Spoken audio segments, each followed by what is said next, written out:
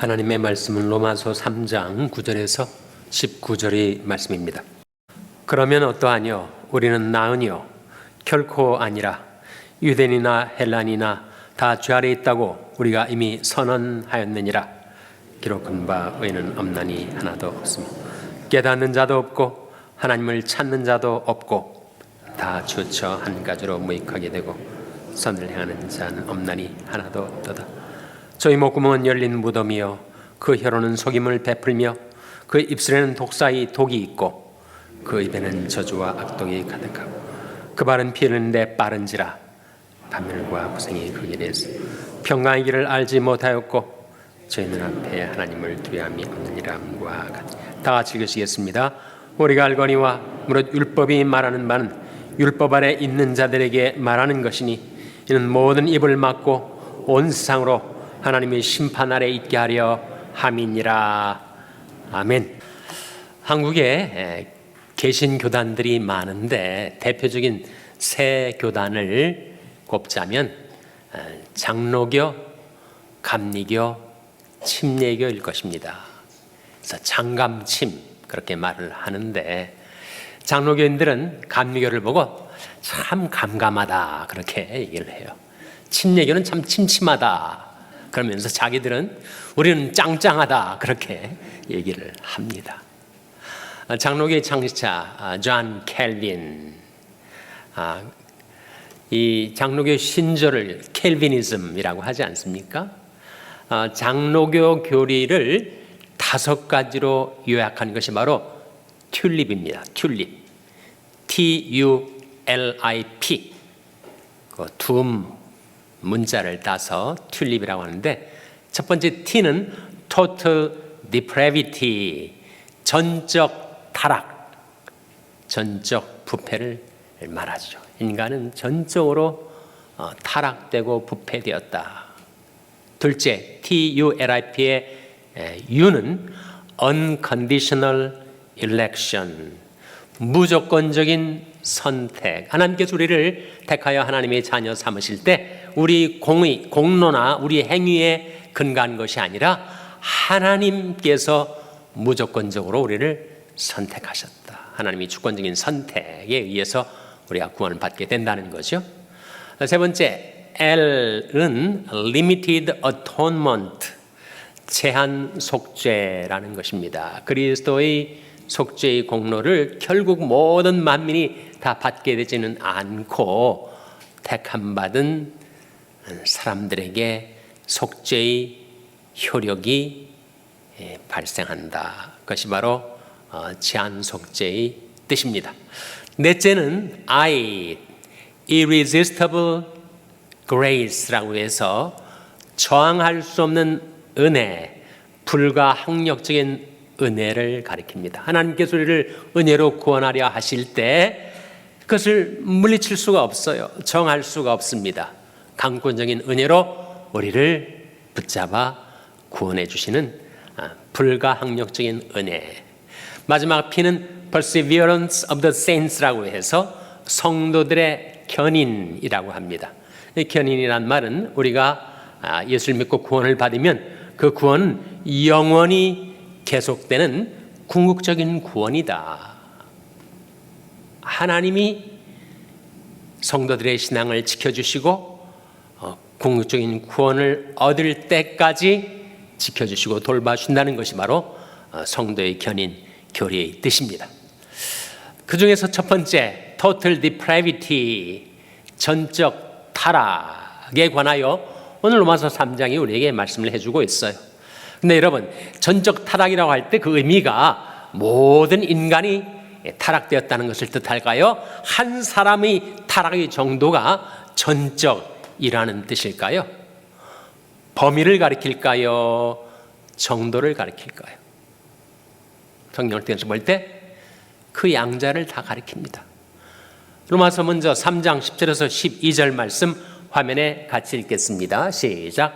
기록한 바 의인은 없나니 하나도 없으며 깨닫는 자도 없고 하나님을 찾는 자도 없고 다 치우쳐 한 가지로 무익하게 되고 선을 행하는 자는 없나니 하나도 없도다. 의인은 없나니 하나도 없다. 모든 인류가 하나님 앞에 전적으로 타락하였고 부패하였다. 전도서 7장 20절에도 그런 말씀이 나옵니다. 선을 행하고 죄를 범치 아니하는 의인은 하나도 없도다. 항상 선만 행하고 한 번도 죄를 지은 적이 없는 의인은 세상에 하나도 없다.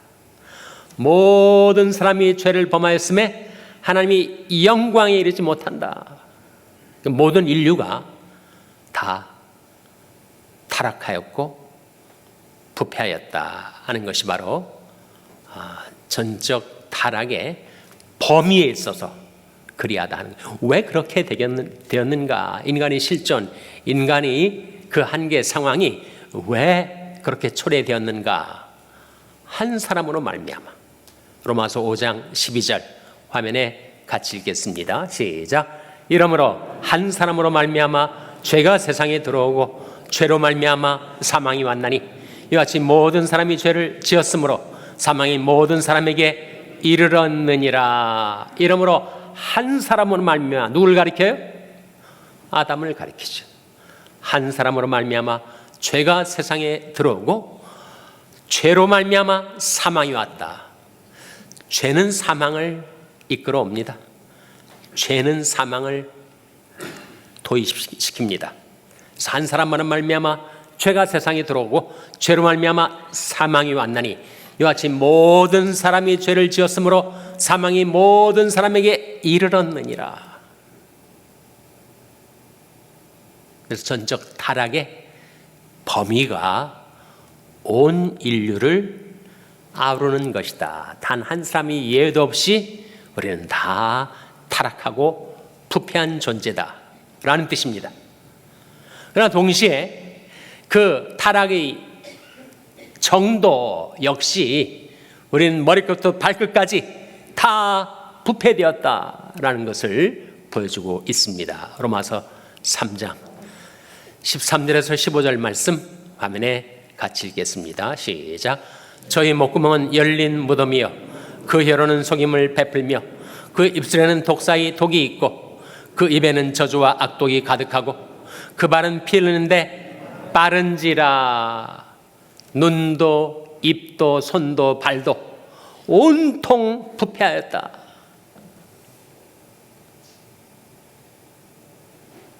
만물보다 거짓되고 심히 부패하는 것은 마음이라. 누가 능히 이를 알리오마는 나요하는 심장을 살피고 폐부를 시험하여 각 사람의 그 행실대로 봉하나니. 만물보다 거짓되고 심히 부패한 것이 마음입니다. 마음. 사도 바울이 내 속, 그 내 육신에 선한 것이 거하지 아니하는 줄을 내가 아노니 원함은 내게 있으나 선을 행하는 것은 없노라. 그렇게 말을 했습니다. 내 속, 곧 내 육신에 선한 것이 거하질 않아요. 그래도 온통 다 그렇게 썩었다는 말입니까? 그래도 양심이 있지 않습니까? 인간에게. 근데 그 양심도 죄 때문에 흐려지고 무뎌지고 심지어 화인 맞게 되었다는 거예요. 이따금씩 선을 행할 원함은 있죠. 근데 선을 행할 능력이 없는 것입니다. 내가 이렇게 살아서는 안 되지. 마음을 고쳐먹으려 하지만 그대로 사라지는 능력은 내게 없다는 거예요. 사도 바울이 한탄입니다. 내 속, 곧 내 육신에 선한 것이 거하지 않은 줄을 내가 아노니 원함은 내게 있으나 선을 행하는 것은 없노라. 그래도 사람 중에 선행을 행하는 사람도 있고 뭔가 의로운 일을 이루는 사람도 있지 않습니까? 어떻게 그래 전적으로 다 타락하고 부패했다고 합니까? 네, 그렇게 인간에게서 나오는 의를 거룩하시고 의로우신 하나님 앞에 가지고 나오면 다 더러운 옷과 같다라고 이사야 64장 6절이 증거합니다. 화면에 같이 읽겠습니다. 시작.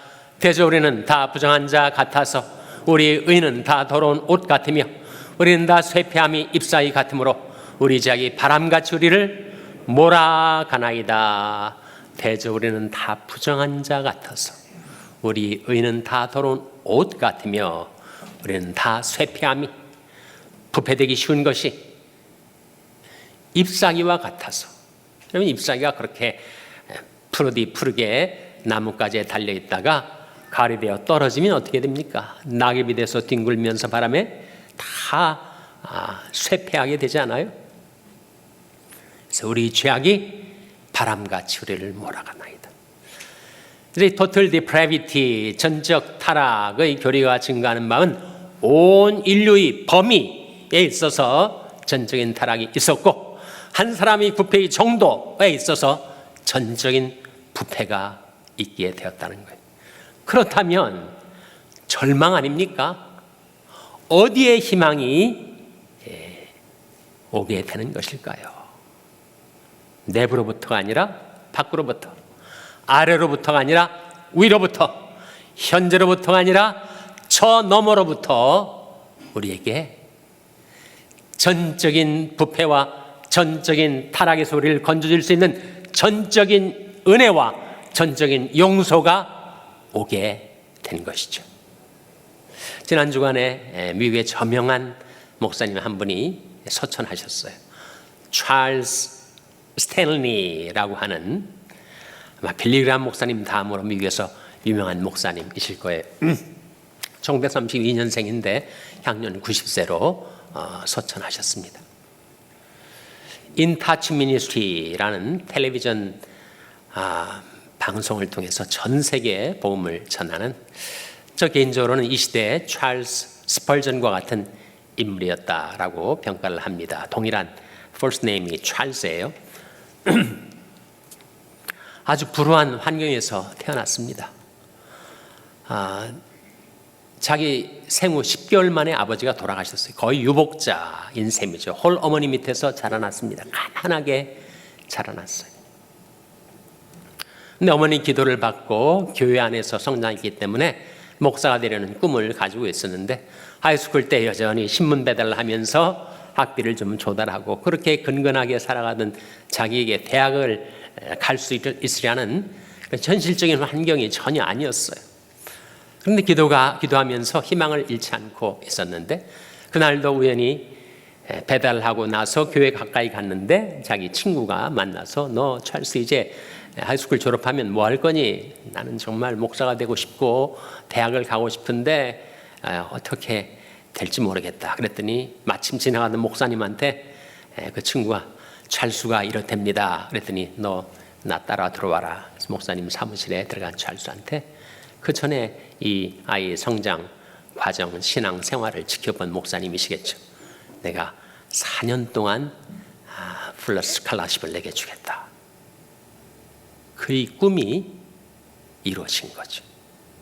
그래서 University of Virginia에 대학을 마치고 Southwestern Baptist Seminary 들어가서 신학대학원 과정을 마치고 목사가 되었어요. 그래서 조지아주 어틀랜타의 First Baptist Church 제1침례교회 목사로 지난 50년간 목회를 했습니다. 정말 수많은 사람들에게 하나님의 말씀을 전파했었던 당대의 설교가라고 할 수가 있습니다. 근데 그가 그런 일화를 소개를 하더라고요. 자기가 태어난 지 10개월 만에 아버지가 돌아가셨으니까 청상 과부가 된 어머니가 재혼을 했죠. 재혼을 한 그 의붓 아버지가 너무 폭력적이고 구타를 하는 그런 아버지였어요. 그래서 자꾸 어머니를 때리고 자기를 학대하고, 그래서 아버지에 대한 미움과 증오가 있었습니다. 그가 대학에 들어갔을 때 어느 날 집에 돌아왔는데 보니까 그날도 의붓 아버지가 어머니를 때리고 목을 조르고 있었어요. 그래서 그가 다가가지고 확 그 아버지를, 이제는 크고 힘이 세졌으니까 어머니께서 떼어내면서 당신 또 한 번만 이런 짓을 하면 내가 당신을 죽여버리겠다. 그렇게 얘기를 한 거예요. 그 일 이후로는 그런 일이 좀 줄어들었다고 합니다. 근데 나중에가 목사가 돼가지고 자기 의붓 아버지에 대한 자기 그 미움, 자기 감정을 놓고 내가 이래서는 안 되지. 용서를 구해야 되겠다. 그래가지고 자기 아내와 함께 부모님 집을 찾아가는 거예요. 부모님이 이쪽에 앉아 계시고 찰스와 제 아내가 앉은 상태에서 아버지, 미국 사람들은 그 아버지, 의붓 아버지도 first name으로 부르더라고요. 존 그러면서 이제 내가 당신한테 너무 많은 미움과 증오심을 갖고 지금까지 살아왔습니다. 제가 잘못했습니다. 용서해 주세요. 용서를 빌었어요. 그랬더니 그 의붓 아버지가 자리에서 일어나서 테이블을 돌아서 찰스한테 와서 그를 와락 껴안으면서 나도 너한테 잘못했다 라고 용서를 빌었다는 거예요. 그 하나님의 용서, 하나님의 은혜를 경험했던 것입니다. 전적인 타락, 전적인 부패 속에 있는 인간에게 필요한 것은 전적인 은혜, 전적인 용서죠. 모든 사람에게 구원을 주시는 하나님의 은혜가 나타나 우리를 양육하시되 경건치 않은 것과 이 세상 정욕을 다 버리고 근신함과 의로움과 경건함으로 이 세상에 살고 복스러운 소망과 우리 크신 하나님 구주 예수 그리스도의 나타나심을 기다리게 하셨으니, 이 디도서의 말씀 바로 다음에 나오는 구절이 디도서 2장 14절이에요. 화면에 같이 읽겠습니다. 시작. 그가 우리를 대신하여 자신을 주심은 모든 불법에서 우리를 구속하시고 우리를 깨끗하게 하사 선한 일에 열심하는 친백성이 되게 하려 하심이니라. 그가 우리를 대신하여 자신을 주심은 모든 불법에서 우리를 구속하시고 우리를 깨끗하게 하사 선한 일에 열심하는 친백성이 되게 하려 하심이니라. 저는 우리가 율법 아래에 있었죠. 죄를 지으면 양심의 가책을 받고 죄책감, 정죄감에 휘둘려서 괴로운 인생, 죄와 싸우며 죄에 시달리며 살아왔었습니다. 늘 죄짓고 후회하고 그것을 반복하는 삶을 살았는데, 이제는 우리가 율법 아래 있지 않고 은혜 아래로 옮겨졌기 때문에 더 이상 율법이 정죄감에 휘둘리질 않아요. 로마서 6장 14절 화면에 같이 읽겠습니다. 시작. 죄가 너를 주관치 못하리니 이는 너희가 법 아래 있지 아니하고 은혜 아래 있음이니라. 죄가 너를 주관치 못하리니 이는 너희가 법 아래 있지 아니하고 어디 아래 있음이니라 했습니까? 은혜 아래 있음이니라. 그러므로 이제 그리스도 예수 안에 있는 자에게는 결코 정죄함이 없나니, 우리가 그리스도 예수 안에 있어서 이제는 우리의 삶이 법 아래 있지 아니하고 은혜 아래 있기 때문에 우리는 죄에 휘둘리지도 않고 죄의 정죄감에 괴로워하지도 않을 수 있게 된 것입니다.